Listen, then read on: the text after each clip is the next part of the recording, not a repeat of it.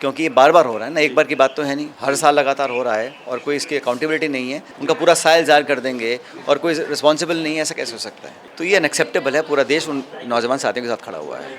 NEET का exam देने वाले 22 लाख से ज़्यादा छात्रों का भविष्य खतरे में है। पहले पेपर लीक होता है, उसके बाद परीक्षा रद्द कर दी जाती है। इस पर बात करने के लिए हमारे साथ सचिन पायलट जी मौजूद है। सर, किस तरीके से देखते हैं पेपर लीक हुआ उसके बाद परीक्षा रद्द कर दी गई? दुखद घटना है, नहीं होना चाहिए था। सरकार की जिम्मेदारी बनती है। पेपर कैंसिल करने मात्र से बात नहीं बनेगी।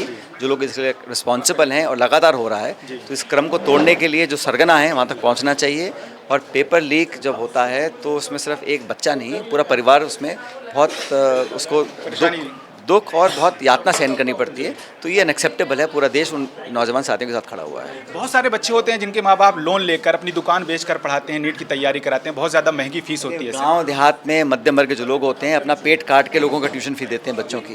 वो तैयारी करते हैं, इतनी मेहनत से करते हैं, उनका पूरा साल ज़ाया कर देंगे और कोई रिस्पॉन्सिबल नहीं है, ऐसा कैसे हो सकता है? ये धर्मेंद्र प्रधान जी एजुकेशन मिनिस्टर है, उन क्या इस्तीफा मांगेंगे? इस्तीफा की मांग कर रहे हैं आप? भाई मुझे लगता है कि मॉरल ग्राउंड्स पर उनको देना चाहिए, क्योंकि ये बार बार हो रहा है ना, एक बार की बात तो है नहीं, हर साल लगातार हो रहा है और कोई इसकी अकाउंटेबिलिटी नहीं है।